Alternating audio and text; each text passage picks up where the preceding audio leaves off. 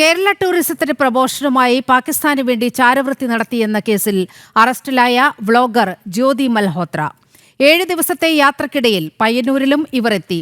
കാങ്കോൽ, ആലക്കാട്, കാശിപുരം വനശാസ്ത്ര ക്ഷേത്രത്തിൽ ജ്യോതി മൽഹോത്ര എത്തിയതായാണ് ഇവരുടെ യൂട്യൂബ് വീഡിയോകളിലൂടെ വ്യക്തമാകുന്നത്. സംഭവവുമായി ബന്ധപ്പെട്ട് രഹസ്യാന്വേഷണ വിഭാഗം അന്വേഷണം നടത്തുന്നതായാണ് സൂചന.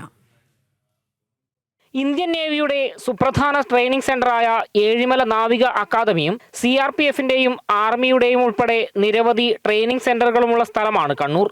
ആ സ്ഥലത്താണ് ചാരക്കേസിൽ അറസ്റ്റിലായ ജ്യോതി മൽഹോത്ര യാതൊരു നിയന്ത്രണങ്ങളുമില്ലാതെ കടന്നെത്തി മടങ്ങിയത്. ജ്യോതി മൽഹോത്രയുടെ സോഷ്യൽ മീഡിയ പേജുകൾ പരിശോധിച്ചതിൽ നിന്നാണ് ഇവർ കണ്ണൂർ പയ്യന്നൂരിലെത്തിയെന്ന് വ്യക്തമായത്. കേരള ടൂറിസത്തിന് പ്രൊമോഷൻ നൽകിക്കൊണ്ടാണ് ജ്യോതി മൽഹോത്രയുടെ വീഡിയോ ആരംഭിക്കുന്നത് തന്നെ.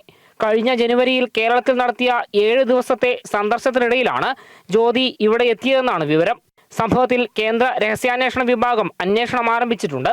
യാത്രയുമായി ബന്ധപ്പെട്ട മുഴുവൻ വിവരങ്ങളും ശേഖരിക്കാനും യാത്രയ്ക്ക് പിന്നിൽ മറ്റ് ഉദ്ദേശങ്ങൾ ഉണ്ടായിരുന്നോ എന്ന് പരിശോധിക്കാനുമാണ് അന്വേഷണ സംഘത്തിന്റെ തീരുമാനം. ജനം, കണ്ണൂർ.